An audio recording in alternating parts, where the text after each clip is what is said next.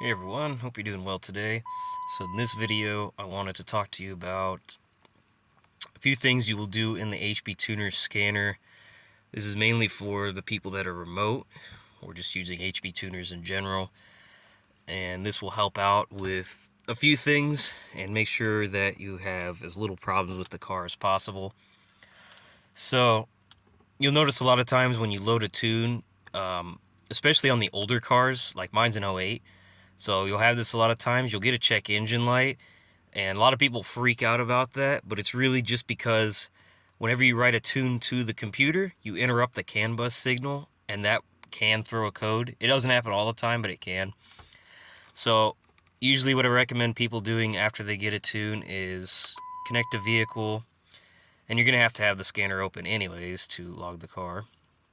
And then you'll go to diagnostics and info, and then you'll go down here to read DTCs.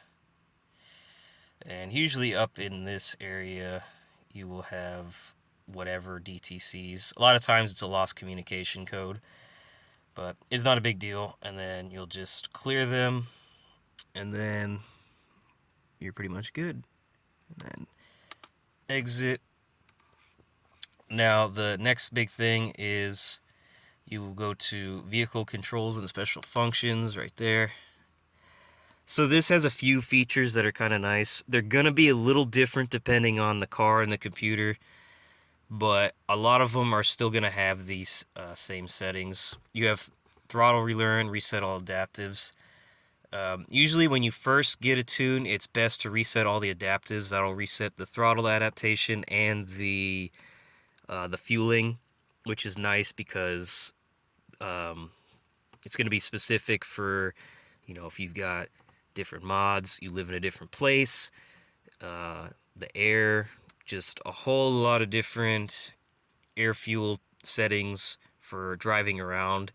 Obviously, it's going to adapt and learn as you drive around, but this is good for tuning purposes so that you can get it as dialed in as possible. So the next biggest thing is you'll go to speedometer. This is where you have the gear tire adjustment. This is very important because, so click on it, and then it'll have whatever rear gear that it has factory in your car. So in my case, I have SRT chargers, so those come with the 306.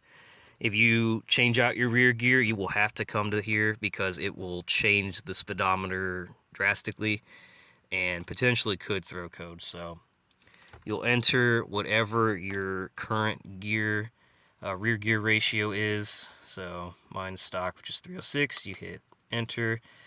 Okay, this is the tire size. This is important because this also is dealing with the speedometer as well. If you change your rear tire to something that isn't factory, and I've even seen them be different as it sits in the scanner. So what you'll do is you'll take whatever size you have, and then you're going to go online and you're going to look at a tire calculator. I use Tacoma tire calculator, and you put in your exact tire size and it will tell you the height in inches, and that's what you want to put in here.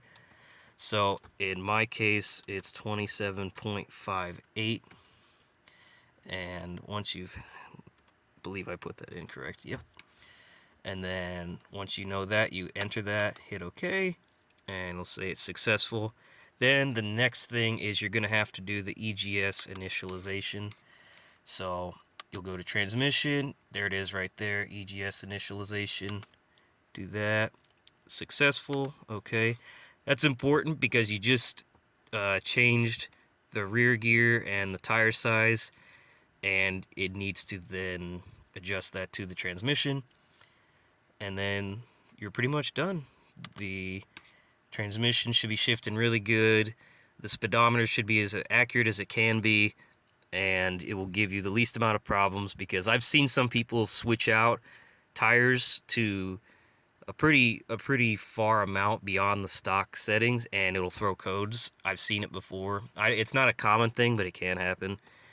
So just wanted to go over a few things before you get tuned and get going, and a few ways to get your car running as good as possible with as few issues as possible, and just some common questions I get.